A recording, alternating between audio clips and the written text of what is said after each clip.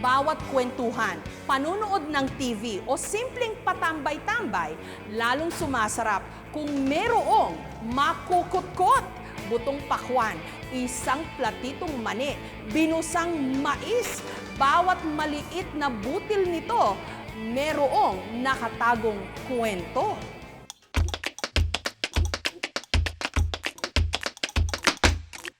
Nguya rito, nguya roon. May okasyon man o wala. Kahit pa may patay, ang mga Pinoy hindi nawawalan ng kinukutkot. Mga pagkain na kalimitang maliliit, patingi-tingi kung ating kainin. Ang mga Filipino hilig talagang kumain ng mga snack foods, no? At saka yun, kahit saan tayo pumunta, kunyari sa sinihan, o kaya manonood ng TV, talagang hindi nawawala ng kutkutin. Kasi nga, parang pang-alis daw ng stress, o kaya pampalipas ng mga oras. Ang isa sa mga all-time favorite, buto ng pakwan. Mayaman ang pakwan sa vitamin C. Ang buto naman nito, sagana raw sa protina. Sina Tatay Bernardino at Nanay Paning, mahigit 50 taon nang nagpoproseso at nagbibenta ng butong pakwan. Dahil dito, nakapagpundar na sila ng iba't ibang mga ari-arian at sarili nilang pabrika. Ang dati, gabutin lang nilang negosyo, lumago ng husto.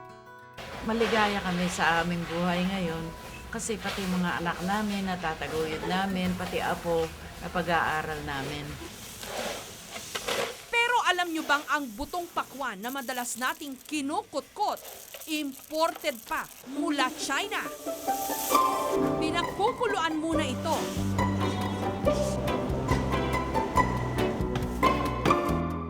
Hinahaluan ng asin at anis, isang uri ng Chinese herb.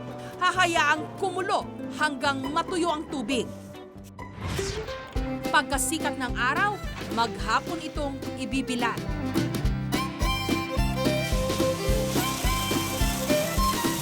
Sunod itong idadaan sa makinang tinatawag nilang gasgasan upang malinis at mabawasan ng asin.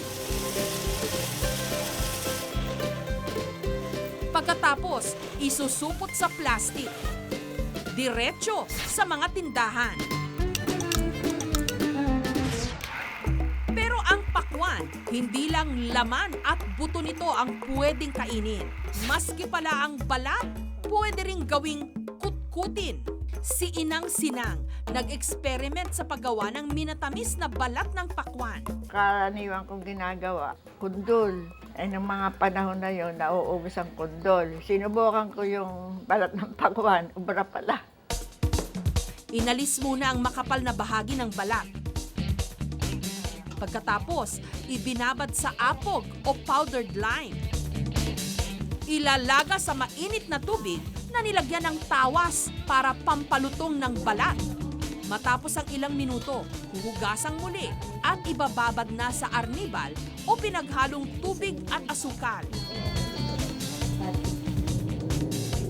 Palalamigin, igugulong sa asukal. Yari na ang minatamis na balat ng pakwan. Pagka tinikman nyo to, parang hindi sasabihin na balat ng pakwan eh, iba kasi lasa.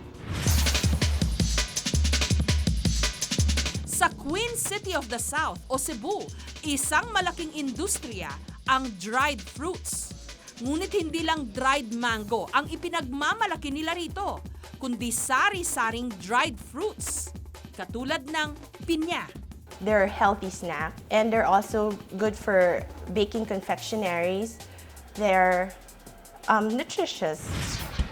Huhugasan ng pinya. Babalatan. At magdamagang ibinababad sa asukal. Iluluto sa kaldero. Inihihilera sa tray na nakabalot ng cheesecloth. Ilalagay sa dryer, bubudburan ng asukal, at ilalagay sa mixer.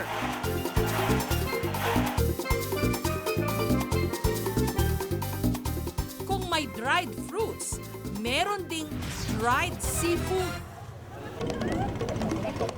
Dahil pangingisda ang pangunahing ikinabubuhay sa Bulinaw, Pangasinan, hindi katakataka na sa kanilang palengke, napakaraming dried seafood at daing.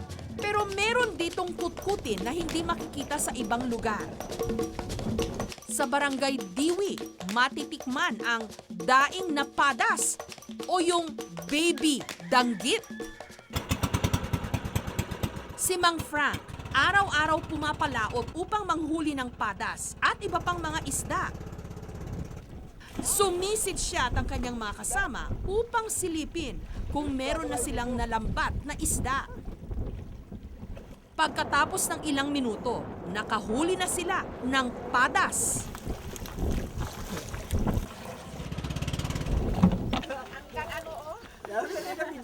Kung marami, binibenta sa buy and sell. Kung kaunti, inuulam na lang. Dahil kakaunti lang daw ang kanilang nahuli, idadaing na lang nila ang mga ito. Inasinan muna ang mga isda. Pagkatapos, ang may bahay ni Mang Frank na si Aling Luz ang nag-ayos at nagbilad ng padas. Ibinibilad daw nila ito hanggang matusta. Pagkatapos, ipiprito ito ni Aling Luz hanggang maging daing na padas. May isa pang specialty si Aling Luz na kutkuting seafood. Ang nahuli nilang pugita o octopus, pinakuluan sa tubig. Hiniwa ito at iginisa sa bawang, sibuyas at luya. Dinagdagan ng konting toyo, sili, suka, pamintang durog at binudbura ng asukal. Heto na ang adobong pugita. Kamayin mo na lang. Masarap. Okay naman, medyo matamis-tamis siya.